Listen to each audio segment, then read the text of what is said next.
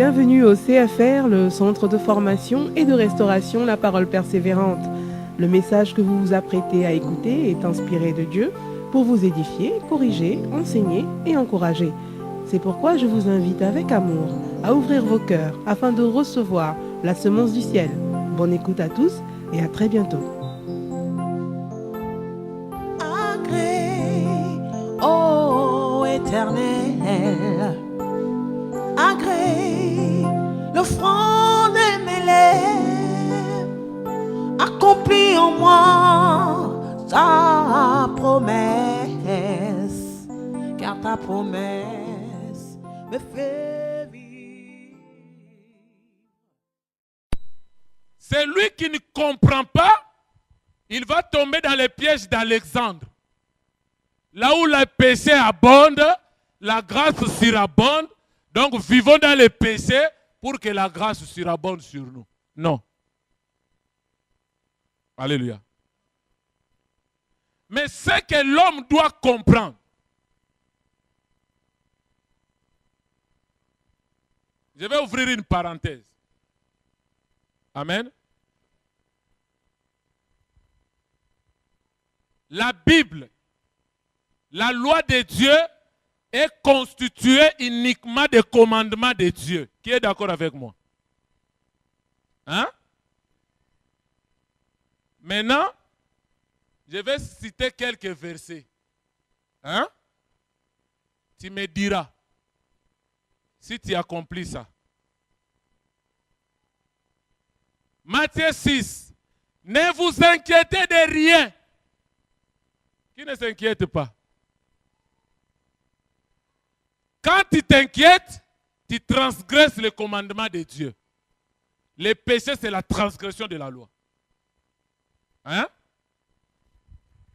Tu aimeras le Seigneur ton Dieu de tout ton cœur, de toute ton âme, de toute ta pensée et de toute ta force. On le fait, hein? Amen. On commence déjà à réaliser. Nous devons l'aimer de la sorte. Maintenant, deuxième commandement. Tu aimeras ton prochain comme toi-même. Pas l'aimer. L'aimer comme toi-même. Le même degré d'amour que tu portes pour toi-même, tu le portes pour l'autrui. Or, dans l'église du Seigneur, les frères passent, la sœur passe. Si je fais ça, on va me voir. On fait maintenant avec la bouche. Regarde. Alléluia. Si tu accomplis ces deux commandements-là, je t'amène dans Matthieu 5, versets 43 à 48. Là, c'est chaud. Aimez vos ennemis. Aimez ceux qui vous persécutent. Ceux qui vous font du mal, bénissez-les. Ne maudissez pas. C'est en cela qu'on saura que tu es le Fils de Dieu très haut. Or, celui qui te fait du mal, quand tu entres dans la chambre, feu qui meurt. On te donne le psaume de David. Regarde mes ennemis, Seigneur, écrase-le. Oh, la Bible dit bénissez. Tu sais la réponse du bien par le mal, ça bouleverse le monde des ténèbres. C'est ça le secret. Quelqu'un qui te fait du mal, tu vois Jésus, il dit à Judas, ce que tu veux faire, fais-le. Je sais que tu veux me vendre, va, fais-le. Mais le jour où Judas est arrivé avec les soldats, qu'est-ce que Christ a fait? Il dit, mon ami. Quand il l'a embrassé, il dit, oh mon ami, entre nous, c'est par un baiser que tu livres le Fils de l'homme. Mais si c'était toi, les bisous n'allaient même pas arriver. Alléluia.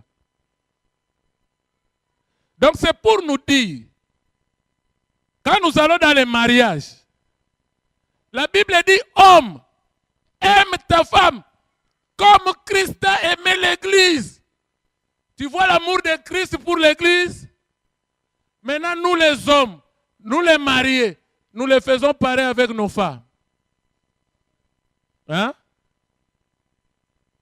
Tu vois qu'il y a encore un travail à faire. Hein? Et femme, sois soumise à ton mari comme l'Église est soumise à Christ. Aujourd'hui, on a des femmes rebelles. Hein? Hein? À cause des allocations de RMI ou de RSA.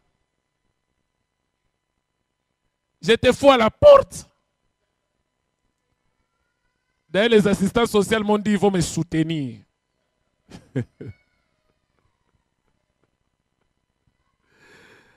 Amen. Donc, la Bible dit, celui qui observe toute la loi de Dieu et qu'il transgresse un seul commandement, il devient coupable de toute la loi. Quand tu avais 10 ans, tu commençais à observer la loi de Dieu. Tu n'as jamais échoué. Quand tu as 90 ans, tu transgresses une loi. Tu deviens coupable depuis que tu as commencé à l'observer à l'âge de 10 ans. Alléluia. Voilà pourquoi aucun descendant d'Adam, aucun humain ne pouvait accomplir la loi de Dieu. Il n'y a qu'un seul homme. Jésus-Christ de Nazareth. C'est lui qui a accompli parfaitement toute la loi. Maintenant, tu sais, le problème, c'est quoi? C'est comme un examen. On n'arrive pas à avoir 10 sur 10. Quand il y a 9, tu as échoué. Celui qui a 1, il a échoué. Aucun ne pouvait avoir 10 sur 10. C'est comme ça la loi. Maintenant, Christ vient. Il dit, donne-moi ton examen. Il est fait à ta place. On donne, on corrige, tu as 10. Christ te dit, ma fille, mon fils, tu as 10 sur 10. Maintenant, toi, tu dis, j'ai 10, mais j'ai quand même besoin de faire la 4e question. Ton problème, c'est quoi? Si tu fais la 4e question, la 5e question, tu échoues, tu deviens coupable. Mais il y a quelqu'un qui a pris ta place. Il a fait l'examen à ta place. Il te dit, à cause de l'œuvre de la croix, mon sang a coulé. J'ai obtenu la rédemption éternelle de tes péchés. J'étais sanctifié. J'étais justifié. Je te déclare juste.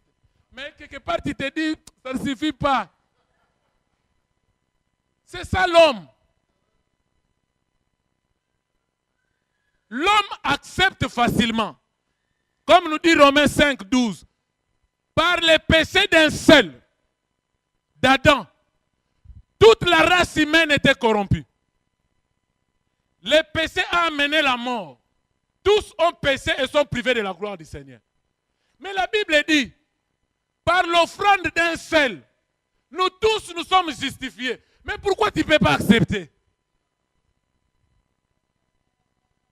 Voilà pourquoi la Bible dit, il faut le soumettre dans Romains 12, 2. Ne vous conformez pas au siècle présent, mais soyez au contraire transformés par le renouvellement de l'intelligence. Parce que si ton intelligence n'est pas renouvelée, tu ne peux pas accepter l'œuvre de la croix. Tu ne peux pas accepter ce que Christ a fait pour toi. Nous étions sans force, ennemis de Dieu, péchés jusqu'à la racine, jusque dans le moelle épinière. Mais Christ est venu, il est mort pour toi. Amen. Donc ne cherche pas la justice par tes efforts. Voilà pourquoi l'apôtre Paul a dit ceci. Peuple Galate, qui vous a ensorcelé? Quand j'étais parmi vous, Christ a été peint. C'est-à-dire comme un tableau. Je vous ai montré ce que Christ a fait. Le salut par la grâce au moyen de la foi. Et la foi là est démontrée par ses œuvres. Parce que la foi sans les œuvres, elle est morte. Amen. Mais maintenant, quand Paul est parti, il y a eu d'autres juifs qui sont venus. Ils ont dit, tu sais l'apostasie c'est quoi? On ne vient pas dire seulement ce que William vous a prêché est faux. On dit ce que William vous a prêché est bien. Mais ajoutons la circoncision, la purification des pieds et des mains avant de prier. Tu vois ce que font nos frères musulmans? Hein? Avant de prier, il faut laver les mains, le visage. Tu mets la bouche, l'eau 3 fois dans la bouche. Parce que si tu ne mets pas, donc tu veux parler avec Dieu avec mauvaise haleine. Nettoyer les oreilles. Toutes ces choses. C'est-à-dire ce sont des rituels inutiles. Dieu n'est pas là. Les hommes doivent être de ce côté, les femmes là-bas. On ne peut pas se mélanger. Des rituels inutiles. La femme qui porte les pantalons va aller en enfer. Qu'est-ce que Dieu a à faire avec les pantalons? Alléluia. C'est-à-dire, ils ont ajouté des choses. C'est-à-dire, c'est là où Paul a dit, vous qui m'avez écouté, vous qui avez compris ce que Christ a fait pour vous, ce n'est pas l'effort de l'homme. Il a tout accompli pour vous. Mais c'est lui qui va aller se faire circoncire. Il est déçu de la grâce. Retourne maintenant dans la loi, accomplit toute la loi. Maintenant, la voie de Caïn, c'est ça. Chercher à plaire Dieu. Chercher à trouver la justice. Voilà pourquoi il y a l'esprit spirituel dans l'église. Quand on fait passer un bien-aimé, lui il dit, lui là n'est pas digne. Lui là ne suffit pas. Maintenant, il ne suffit pas, c'est toi qui suffis. Et c'est lui qui se considère spirituel que les autres. Il n'a pas encore commencé avec Dieu. Alléluia. La grâce a été manifestée pour tous les hommes. Car Dieu a tant aimé le monde, il a donné son Fils unique, même pour Hitler. Jésus est mort à la croix même pour Hitler. Mais le problème, la grâce est là. Mais pour accéder à cette grâce, quiconque croit ne périsse point, mais qu'il ait la vie éternelle. C'est ça la porte ouverte. Si tu ne veux pas croire, la grâce va te passer. Alléluia. Alléluia. La voix de Caïn. Si l'autre est reçu et que ton offrande n'a pas été agréée, ne jalousez pas. Va demander conseil. Mon frère, ma soeur, qu'est-ce que toi tu fais? Mais Caïn, c'était la haine. On croit que être meurtrier, c'est quand tu tires sur quelqu'un. La Bible dit, celui qui haït son frère, c'est un meurtrier. Mais regardez maintenant entre vous la haine que vous avez dans le cœur. Alléluia. La haine que vous avez dans le cœur. Vous êtes là, ensemble, nous prions ensemble. Mais déjà, toi, tu dis, avec celle-là, ça ne marchera jamais. S'il passe devant moi, je descends. Si on organise un groupe et qu'il fait partie, moi, je ne serai pas là. Mais tu viens là, tu pries. Et tu espères le ciel. Là, tu es ivré. Parce que dans une église locale, il y a ces deux semences. Livrer le blé, Matthieu 13. Christ a dit, laissez les deux croître ensemble. C'est à la fin qu'on fera la différence. Alléluia. La voix de Caïn. Dieu lui dit, les péchés se couchent devant ta porte. Je te donne la parole. Je te sollicite. Mais il se laisse détruire. C'était le premier impoli de la Bible. Dieu lui dit, où est Caïn ton frère? Écoute la réponse. Suis-je le gardien de mon frère? Le premier impoli de la Bible. Caïn. Il y a quelqu'un qui m'avait posé une question et me dit, mais quand il répond, il fallait qu'on l'écrase. Le problème, c'est quoi? À l'époque, comme nous dit Romains 5, depuis Adam jusqu'à Moïse, les péchés n'étaient pas imputés sur la personne. C'est-à-dire, celui qui commettait les péchés n'étaient pas mis sur son compte. Amen. Maintenant, comme les péchés n'étaient pas mis sur son compte, il n'y a pas moyen de les sanctionner. Voilà pourquoi Dieu, avec Moïse, il a donné la loi. Or, la loi qu'il a donnée, c'est pour rendre l'homme conscient. C'est comme tu conduis, il n'y a pas le code de la route. Maintenant, la police vient et te dit, monsieur, tu as mal conduit, on va te verbaliser. Sur base de quoi? Il n'y a pas de code. C'est comme ça qu'on était à l'époque de Caïn. Mais quand la loi est venue, l'homme a pris conscience. L'homme a compris que je ne peux pas conduire dans ce pays sans faute. Maintenant, le seul qui peut conduire sans faute, c'est Jésus-Christ. Amen.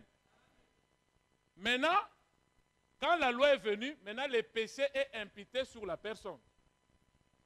Donc, on peut te sanctionner. Amen. Amen. Le deuxième, l'égarement de Balaam. On va rapidement pour terminer. Nombre, chapitre 22. Vous prenez aussi Nombre, chapitre 31. Le verset 8, le verset 16. Et vous prenez aussi 2 Pierre 2, le verset 15 à 18 que nous allons lire. D'autres versets, vous allez lire à la maison.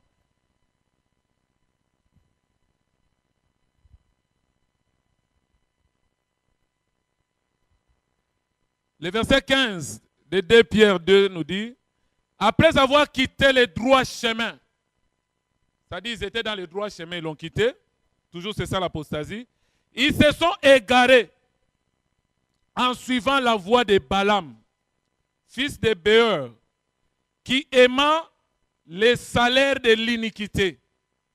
Mais il fut repris pour sa transgression. Une ânesse muette faisait entendre une voix d'homme. Arrêtez la démence du prophète. Amen. Et ces gens-là sont des fontaines sans eau, des nuées qui chassent un tourbillon. L'obscurité des ténèbres leur est réservée. Avec les discours enflés de vanité, il amorce par le convoitise de la chair, par le dérèglement, ceux qui viennent à peine d'échapper aux hommes qui vivent dans l'égarement. La deuxième forme de l'apostasie, l'égarement de Balaam, là nous le voyons avec les faux serviteurs.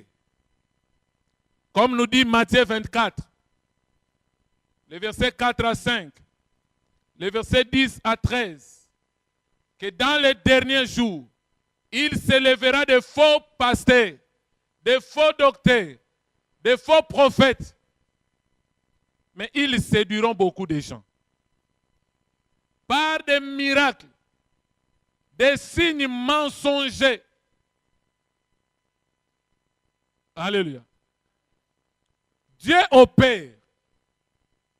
Dieu fait les miracles. Satan aussi imite les miracles.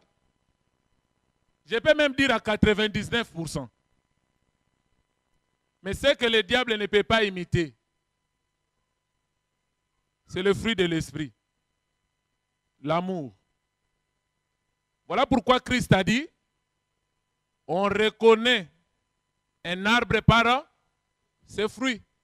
Un vrai serviteur, on le reconnaît par les fruits de l'esprit. Il doit avoir l'amour. L'amour qui produit la bonté, la paix, la joie, la douceur, la fidélité. Pas par les miracles. Moi, je connais un homme en Afrique. Il vient dans une église. Il prêche, il dit à une brebis, elle est passée devant. La brebis est passée devant. Touche ta tête. La brebis fait ça. Après, il dit, enlève la tête, enlève tes mains. Les mains sont restées collées. Après, il commence à dire, maintenant qui peut enlever ça? Voici les miracles. Voici l'onction. Et quand il a fait un geste, l'église a acclamé. Mais est-ce que Jésus est là vraiment pour mettre les mains des gens sous la tête? Alléluia. Il y a des chrétiens qui ont des églises. Actuellement là. Il est dans la parole persévérante. Il est aussi dans l'église virtuelle sur Internet. Maintenant, qui est ton pasteur? Et il y a aussi des sœurs qui sont audacieuses. Il prie dans une église, il est dans l'église virtuelle, là où il envoie les dîmes et les offrandes. Après, il vient, pasteur, tu sais mon prophète m'avait dit on a des liens. Ton prophète a dit tu as des liens. C'est là où tu envoies tes dîmes. Mais maintenant tu viens à l'église pour dire passer. Maintenant on a dit là-bas les liens. Maintenant moi je dois faire quoi? On doit gêner avec toi? Alléluia. Il faut avoir une église. Il faut avoir un pasteur. Les choses que j'ai dit là, si ces choses-là sont en contradiction avec ce que votre pasteur vous prêche, prends d'abord ce que j'ai prêché, mets ça d'abord de côté. Ne dis pas que non, il nous a prêché des erreurs. Tu vois, le docteur est venu. Non. S'il faut les voir, allez les voir, parler à la lumière de l'Écriture. Tu dois d'abord croire à ce que ton pasteur croit. Si tu crois à ce que lui croit, il est difficile qu'un imposteur vienne pour vous troubler. C'est ça ce que Paul a dit. Pour vous, Galates, Christ a été peint. C'était comme un tableau. Je vous ai montré ce que Christ a fait. Mais j'ai tourné dos. Il y a eu d'autres prédicateurs juifs qui sont venus pour introduire un autre enseignement.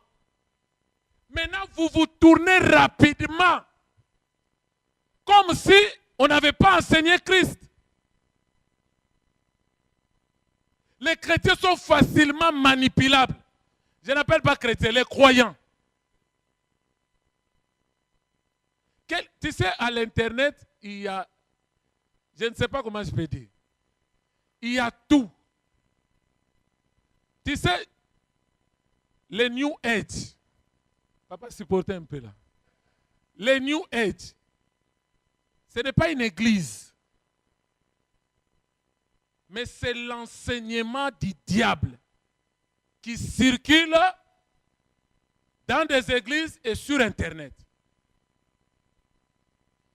Alléluia. Je vais vous dire une chose. Tout, il les tire dans la Bible, mais il les sort de son contexte. Or, tout verset tiré dans la parole, hors de son contexte, c'est déjà l'hérésie qui entre. Si tu n'es pas affermi, moi je peux te troubler avec la Bible. Hein? En Éden, Dieu a dit quoi? Il a créé l'homme et la femme. Pas de polygamie. Amen. Mais maintenant, c'est lui qui défend la polygamie. Il va dans la Bible. Il prend l'histoire de David. Quand il a pris la femme d'Iri. Il dit, l'Éternel a dit à David, pourquoi tu as pris la femme d'Iri? Je t'ai donné toutes les femmes que tu voulais, David. Et si Dieu était contre la polygamie, pourquoi il pouvait dire à David que je t'ai donné toutes les femmes que tu voulais? Donc Dieu n'est pas contre la polygamie.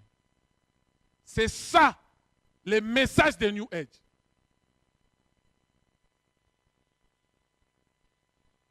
La loi dit, si tu as des femmes, il faut les aimer de la même façon. Quand tu as les premières femmes, tu épouses la deuxième femme, n'enlève pas les droits de la première dame. Et tu pourras. Si tu étais chez lui 7 jours sur 7, continue à être 7 jours sur 7. Ne partagez pas. Donc, en d'autres termes, ça ne marchera pas. Et il y a un pasteur qui dit, quand Dieu a créé la femme, elle avait pris une cote. Maintenant, le reste des cotes, c'est à l'homme de fabriquer ses femmes.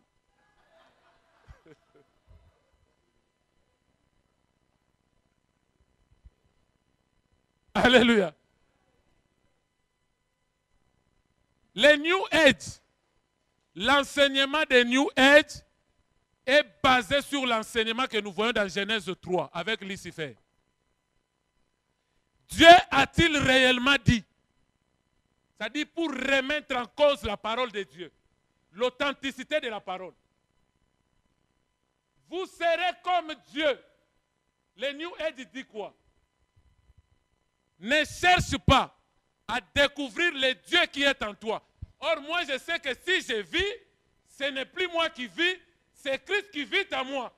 Donc, le Dieu qui est en moi, c'est Jésus. Mais le New Age te dit, la Bible dit, vous êtes des dieux. C'est la Bible. Maintenant, il faut chercher à découvrir le Dieu que tu es. Voilà pourquoi dans le hip-hop, on chante que l'homme noir est Dieu. Nous sommes des dieux.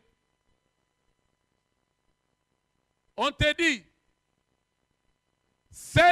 la connaissance que tu as ne suffit pas. Il faut accéder à une autre dimension de la connaissance. Ils les prennent toujours là. Dieu sait que le jour où tu en mangeras, tes yeux s'ouvriront. Tu connaîtras le bien et le mal. C'est une connaissance que tu ne connais pas. Accède à cette connaissance-là. Là, on te pousse dans l'occultisme. L'or et l'argent appartiennent à Dieu. Notre Dieu est riche. Nous devons être riches sur la terre pour influencer les païens. Quel païen tu vas influencer? Alléluia. La seule chose qui peut influencer les païens, c'est la sagesse de Dieu, c'est la joie de Dieu, c'est la connaissance de Dieu. Voilà pourquoi aujourd'hui on fait les à peu près. Tout ça là, c'est le fruit de l'apostasie. Une sœur, une fois, il m'a parlé, elle me dit, papa, mais pourquoi nous on n'organise pas des soirées chrétiennes? Quelle soirée chrétienne? Il y a la veillée. Maintenant, la soirée chrétienne, c'est-à-dire louer des limousines, comme font les païens. À la place des champagnes, on met les sampomis. Maintenant, quand tu bois les sampomis dans ton esprit, c'est le vin. C'est la bière.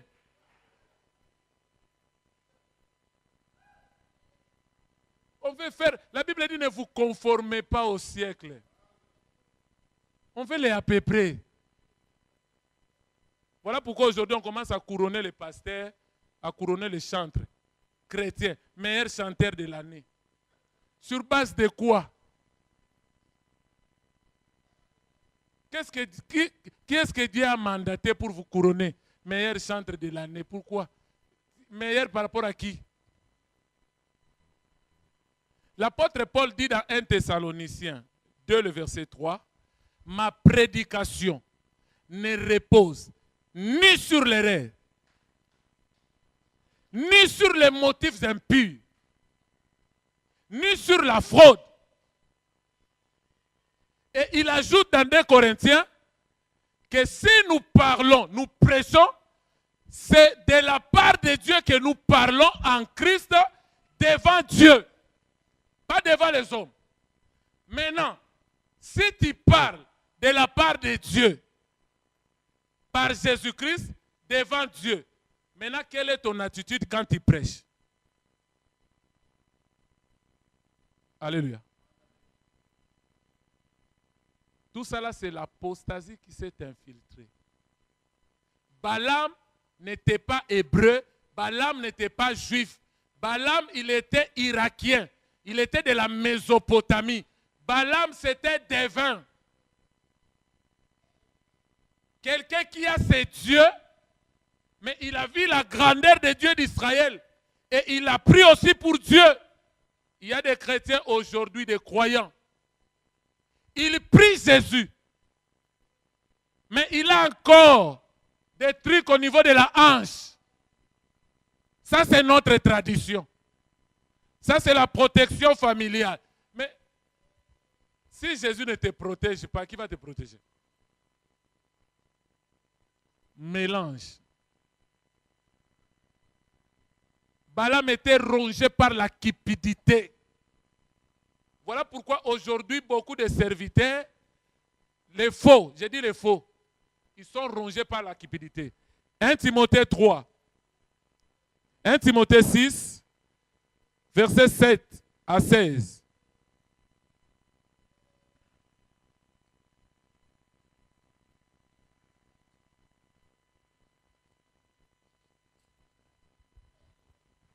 Le verset 7. Car nous n'avons rien apporté dans ce monde. Quand tu es venu dans le monde, tu es venu nu.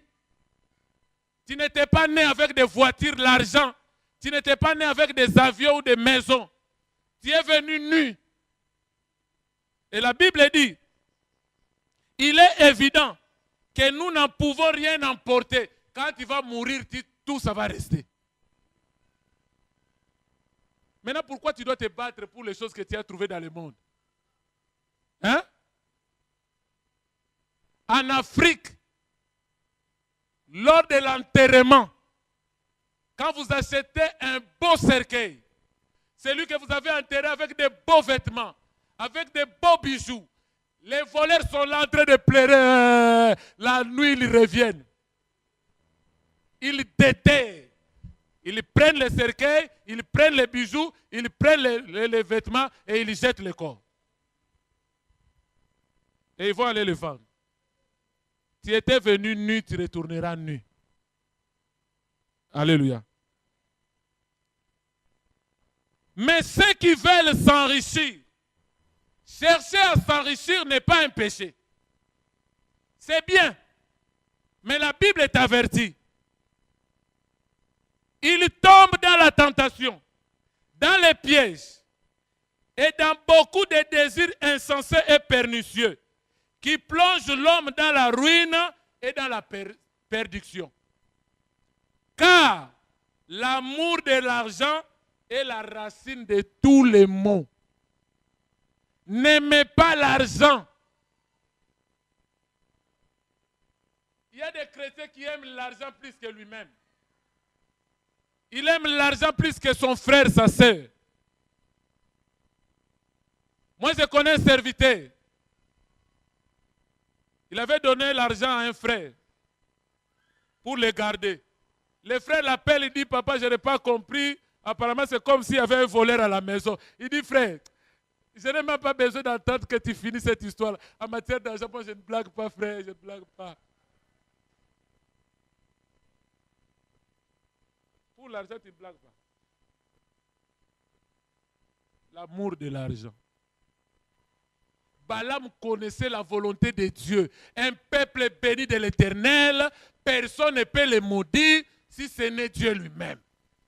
Mais à cause de l'argent, il entre en prière pour que Dieu change la volonté. Pendant qu'il allait, tellement il n'écoutait pas, l'ânesse a parlé, un animal a parlé pour reprocher un prophète. Il commençait à taper. Allez, vite, vite, je vais rater l'argent. L'ânesse était là, il ne bougeait pas. L'ânesse lui dit, mais prophète, ça fait longtemps que tu montes au-dessus de moi. Est-ce que je t'ai déjà désobéi, même une seule fois? Oh non, mais aujourd'hui, j'ai là. Il dit, Dieu a dit, bon, je vais lui ouvrir les yeux. Et il a vu, il y avait un ange avec l'épée. S'il mettait seulement un pas, on allait le tuer. Mais au lieu d'arrêter, il donne des stratégies à Balak. Comme j'ai reçu l'argent, je dois finir mon travail. Les conseils de Dieu ne me disent rien. Les avertissements de Dieu ne me disent rien. Il dit, prends des belles filles, envoie-la vers Israël. Quand les hommes vont tomber dans la débauche, leur Dieu va les rejeter. C'est alors que tu auras la facilité de les écraser. C'est ça ce qu'on appelle la doctrine de Balaam.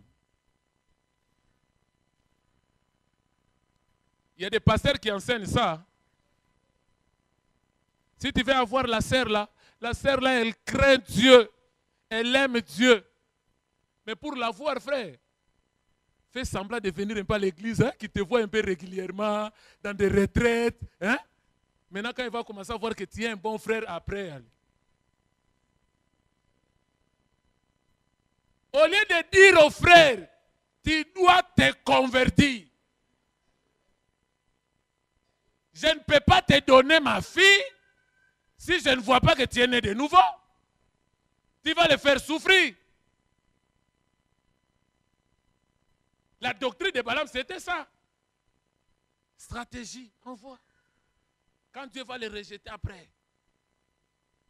La Bible dit, toi, homme de Dieu, l'amour de l'argent, c'est la racine de tous les maux. Quelques-uns, en étant possédés, se sont égarés loin de la foi. Voilà l'apostasie qui touche les faux serviteurs. Et se sont jetés eux-mêmes dans bien des tourments. Mais pour toi, homme de Dieu, fuis ces choses. Fuis l'amour de l'argent. S'il faut chercher l'argent, cherche. Si tu veux t'enrichir, cherche la richesse. Mais ne donne pas ton cœur dans ces biens-là. Là où est ton cœur, là où sera ton trésor. Ton trésor doit être Jésus-Christ de Nazareth. Si mon cœur est à Jésus, même si j'ai des millions, je ne m'enorgueillis pas. Et l'argent que Dieu me donne, c'est pour faire avancer son œuvre. Ce n'est pas pour aller investir dans le monde. Voilà pourquoi certaines personnes, Dieu ne peut pas te bénir. Il sait que si je te donne maintenant là, tu retournes dans la boîte. Voilà pourquoi il faut grandir. Alléluia. Combat le bon combat de la foi. Saisis la vie éternelle à laquelle tu as été appelé, pour laquelle tu as fait une belle confession en présence d'un grand nombre de témoins. Ne sers pas Dieu pour des vaines gloires. Ne cherche pas ta propre gloire. La Bible dit, faites tout pour la gloire de Dieu. Apôtre, ce n'est pas le peuple qui va te rémunérer. C'est Dieu qui rémunère. Il est le rémunérateur de ceux qui le cherchent. Parce que si tu comptes sur les brebis, tu vas mourir.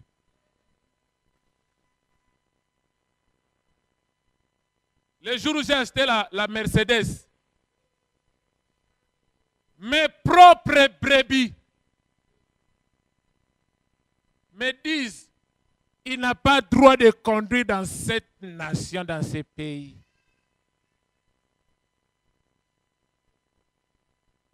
Il n'a pas droit.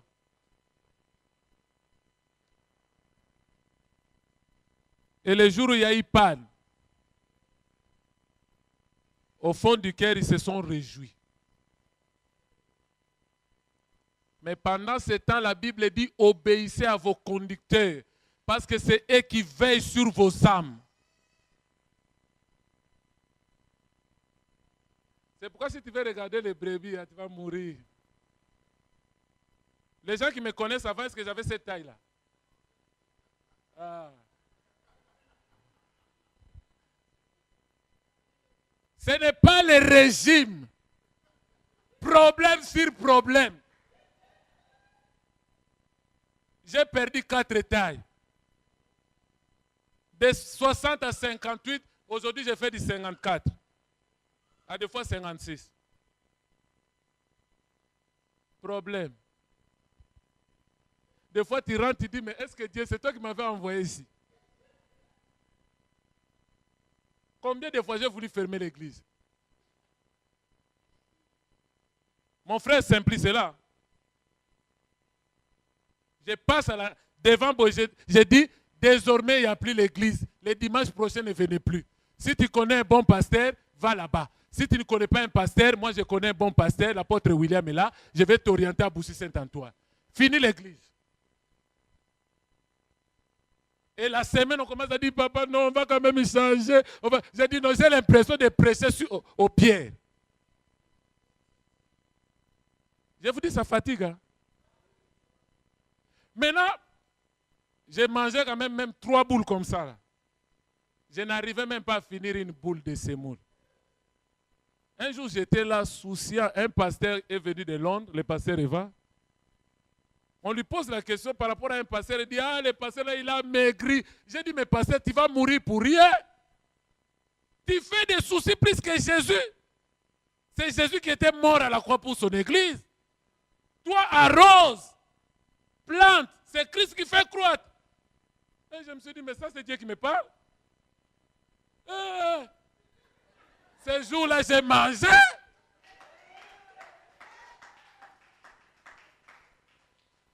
Mais pour mes enfants, quand ils regardent les anciennes cassettes, regarde comment il était gros, il a maigri. Hein.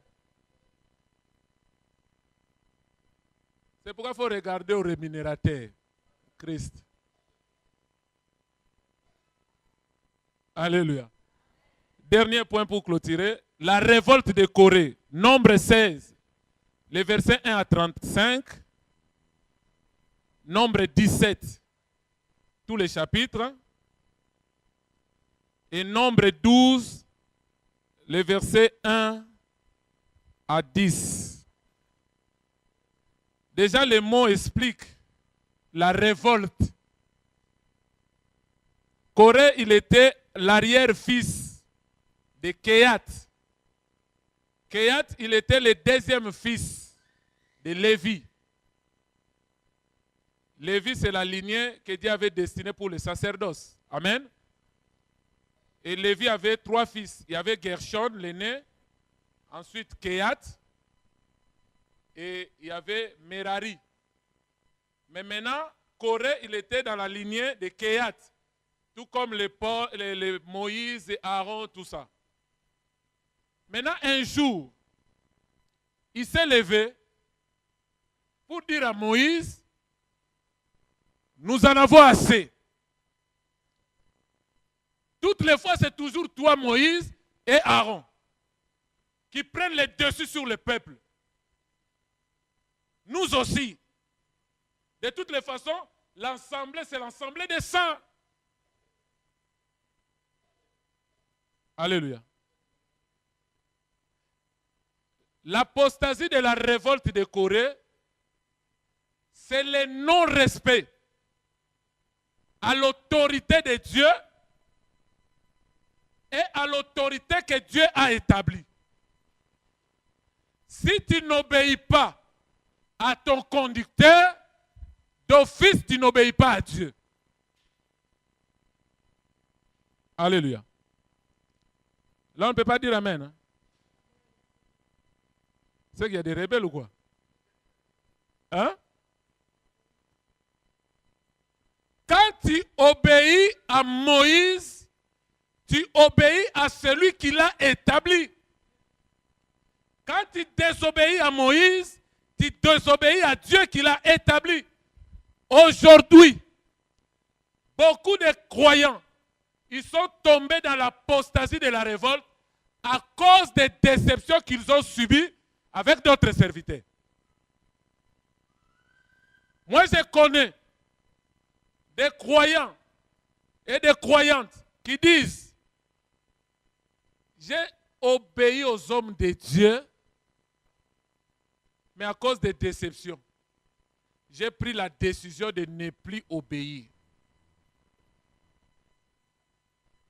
C'est la révolte. Si tu as été déçu une fois, je préfère que tu sois déçu encore deuxième fois. Je préfère que tu sois encore déçu troisième fois. Comme la femme samaritaine. Premier mari, ça n'a pas marché. Deuxième, troisième, quatrième, cinquième, sixième.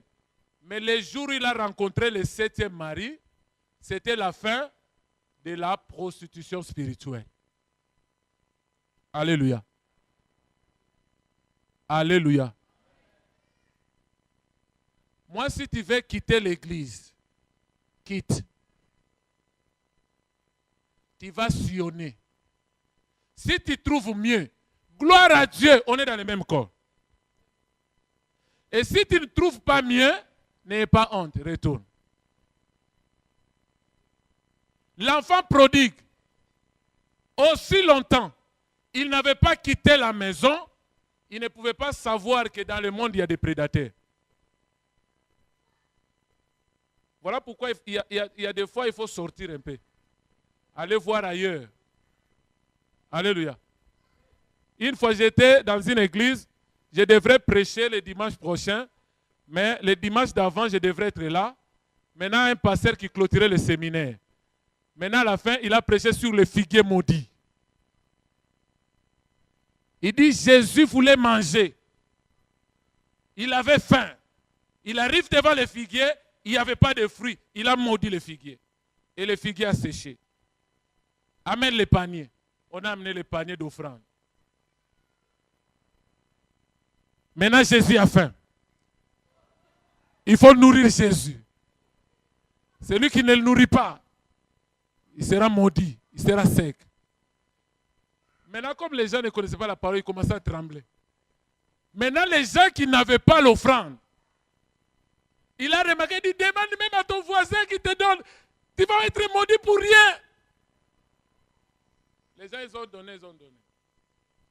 Mais le jour où j'avais pris la parole, j'ai dit, quand on parle du figuier dans la Bible, on parle d'Israël. Le figuier maudit, c'est Israël. De loin, c'est comme s'il y a des figues. C'est ça l'impression que Israël a donnée au Messie. Quand il viendra, nous allons t'accueillir.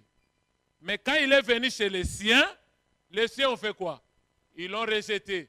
Lors de son retour à Jérusalem, il a dit, toi qui tues le prophète Israël, maintenant le chemin qui conduit à ta paix, il t'est caché. L'ennemi viendra et il te détruira, toi et tes enfants, et aucune pierre ne demeurera en place, parce qu'au temps voulu, tu n'as pas reconnu la venue de ton Dieu. C'est ça ce que les figuiers m'ont dit. Ça n'a rien à voir avec les offrandes. Alléluia. Un pasteur a enlevé la dîme. Oh, la dîme fait partie de l'ancienne alliance. Les chrétiens, ils ont dit, waouh! Les gens qui n'aiment pas donner à Dieu, ils ont dit, waouh! Maintenant, pour les pasteurs, ils pensaient maintenant que l'église allait faire acte 5. Ils vendaient leur terrain, ils vendaient leur propriété et amenaient l'argent aux pieds des apôtres. Qui a un appartement ici? Hein? Va vendre ton appartement. Amène l'argent. Ta voiture va vendre, amène l'argent. Lui, il croyait que l'église allait faire ça. Maintenant, quand il n'a pas vu ça, il dit maintenant on a des charges, on n'arrive plus à payer. Depuis qu'on a dit la dîme n'existe plus, même les offrandes, vous ne donnez plus. Bon, de toute façon, c'est lui qui est convaincu qu'il amène quand même. Est-ce qu'on va donner ou on ne va pas donner? La Bible dit qu'il y a du plaisir à donner qu'à recevoir. La main qui donne est toujours au-dessus de la main qui reçoit. Si toi tu ne veux que recevoir, tu resteras toujours en bas. Celui qui veut donner, il est toujours au-dessus. Celui qui épargne en excès, ça s'appauvrit. Mais celui qui donne avec joie, avec liberté, s'enrichit. Quand tu donnes à Dieu, tu investis. Voilà pourquoi Christ a dit dans Matthieu 6, n'amassez pas les trésors sur la terre où les voleurs peuvent percer et voler, mais amassez-vous les trésors au ciel. là où personne ne peut voler. Amasser les trésors au ciel, c'est-à-dire quoi? Quand tu vois ton frère dans le manque, pourvois. Quand tu vois ton pasteur dans le manque, pourvois. Quand l'église a besoin de l'argent, de matériel, de quelque chose, participe. C'est comme ça que tu es en train de s'aimer dans le royaume. Alléluia. Le jour où tu seras dans les besoins, l'armée céleste sera mobilisée pour te souvenir de toi. Voilà pourquoi aujourd'hui il y a des gens qui sont morts dans nos familles. C'est à cause de notre avarice. Est-ce que vous savez que Dieu fait le recouvrement? Je ne sais pas pourquoi je commence à insister sur ce point-là. Hein? Écoute bien, l'État fait quoi? Ton salaire brut, à supposer c'est 2 000 euros. Les nets, c'est 1 300. L'État enlève combien? Les 700. Hein? Impôts, taxes, tout ça. Maintenant, si l'État prend le risque de donner les 2 000 bruts aux salariés, pour dire aux salariés, ayez la bonne volonté de revenir avec les 700 de l'État. Tu vas utiliser, tu commences à dire à l'État, comprends, il y avait beaucoup de charges. Voilà pourquoi l'État ne peut pas prendre des risques avec toi. Il coupe à la source. Maintenant, Dieu ne coupe pas la source. Dieu te dit, je te donne les bruts. Tu utilises les nets, tu me ramènes mon impôt. Alléluia. Voilà pourquoi la dîme n'a pas commencé avec la loi de Moïse. La dîme n'a pas commencé avec Abraham devant Melchisedec. La dîme a commencé dans le jardin d'Éden. Quand Dieu a dit à l'homme, je te donne tout arbre, porteur de la semence, pour que quand tu prends le fruit, tu manges le fruit, les graines, les noyaux, c'est ça la part de l'Éternel, c'est ça la dîme, il faut les semer. Pour que demain, tu puisses avoir un autre arbre avec beaucoup de fruits. Maintenant, si tu te mets à manger et les fruits, et les noyaux, et les fruits et les graines, demain tu mourras de faim. Voilà pourquoi on est des chrétiens, mais on ne vit pas, on survit. Parce qu'on ne veut pas donner. Or, la loi de la semence, c'est là où réside la prospérité, le travail et la loi de la semence. La manne ne tombera pas du ciel. Si tu as tes papiers, travaille. Ayez l'esprit de créativité. Ne sois pas borné. Ça fait 15 ans. Tu es dans les ménages. Ça fait 20 ans. Tu es toujours employé. Quand est-ce que tu deviendras employeur? Vois loin. Crée une société. Il y a des frères, des sœurs, engagez-les. Et moi j'ai toujours dit, si un frère crée une société, si tu vas travailler demain, et qu'aujourd'hui il y a veillé, si tu n'auras pas la force d'aller travailler demain, ne viens pas au culte. Parce qu'on a cette mauvaise habitude, comme c'est l'entreprise des frères, je vais à la veillée. Les matins, je dors. Le poste est vide. On commence à t'appeler, frère, comprends, on avait veillé. Tu es viré. Parce que c'est les blancs, tu ne le feras pas. Mais comme c'est un frère, quand je vais brandir la raison de l'église, il va comprendre. Je dis, comprends, frère. Même si tu m'acquittes chez Dieu, j'ai raison. Tu es viré. Ayez l'esprit de créativité. Vous ne comprenez pas que le diable est en train de serrer le monde. Ne rêvez pas d'un monde meilleur. La Bible dit, il y aura des temps difficiles. Amen. Il y aura des temps difficiles. On est en train de coincer les gens financièrement, matériellement. Pour pousser les gens. Allez au Congo, tu vas voir des loges maçonniques. C'est à ciel ouvert. Venez entrer. Une maman a témoigné pour dire, ma fille a sacrifié ses années pour avoir l'argent parce qu'on était dans la pauvreté extrême. Il n'a que 5 ans de vie. Toi, tu crois que l'argent que le diable donne, même si on te laisse cet héritage-là, tu vas survivre. Ça va partir. Tu ne feras rien avec. Alléluia. Alléluia. N'amassez pas les trésors sur la terre. Si aujourd'hui ta banque déclare faillite, tu vas l'acquiser où? Pendant que l'église a des problèmes d'argent, toi tu ne fais qu'amasser dans les comptes là-bas. Moi je connais quelqu'un, il commence à porter des protèges. Il dit on était ici caillou sur caillou. En Europe on était là pour travailler. Il a 4 travails. Il quitte ici, il va là-bas, il quitte. Mais quand on demande à l'église, il met la main. Pas des billets, mais des pièces.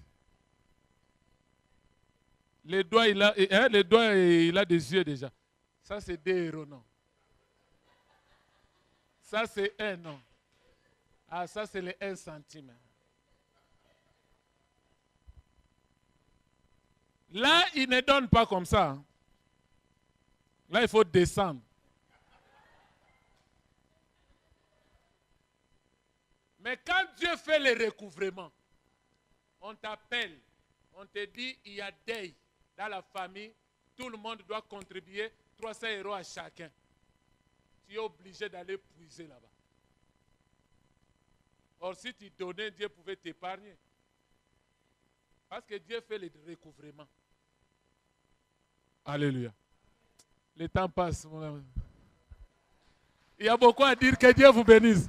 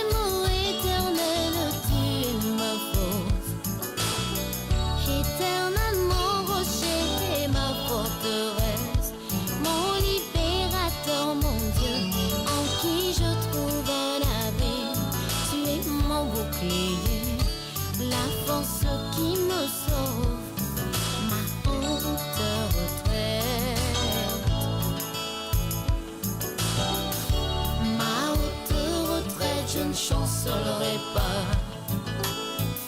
Sur Dieu repose mon salut et ma gloire. Le rocher de ma force et mon refuge, étant Yahweh mon Dieu, en mon peuple, confiez-vous en lui.